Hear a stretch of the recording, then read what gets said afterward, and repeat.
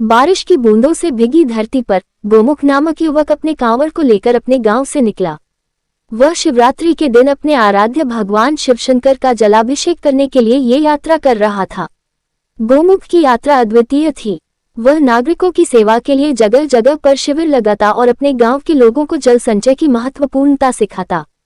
उसकी यात्रा न केवल धार्मिक आयोजन थी, बल्कि वह प्रकृति के साथ भी संवाद करता था। एक दिन गोमुख एक छोटे से गांव में रुका। वहां एक बूढ़ी औरत उसके पास आई और उससे बोली, बेटा, तुम शिव की यात्रा क्यों करते हो?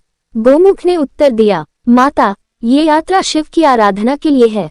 इससे हम जल संचय कर सकते हैं और प्रकृति के साथ सहयोग कर सकते हैं। बूढ़ी औरत ने मुस्कुराते हुए कहा, बेटा, तुमने सही कहा। शिव की यात्रा से हम न केवल अपने आप को पवित्र करते हैं, बल्कि प्रकृति के साथ भी संवाद करते हैं। गोमुख ने धन्यवाद कहकर यात्रा जारी रखी। उसकी यात्रा ने न केवल उसके आत्मा को शुद्ध किया, बल्कि उसने प्रकृति के साथ भी एक नई जुड़ाव बनाया। गोमुख ने अपनी यात्रा जारी रखी और एक दिन वह एक छोटे से गांव के पास पहुंचा। वहां एक अनूठी घाटी में रात बिताने का निश्चय किया।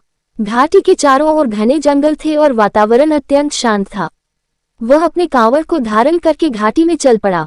रात के अंधेरे में वह एक छोटे से मंदिर के पास पहुंचा जो अचानक उसकी नजरों में आ गया।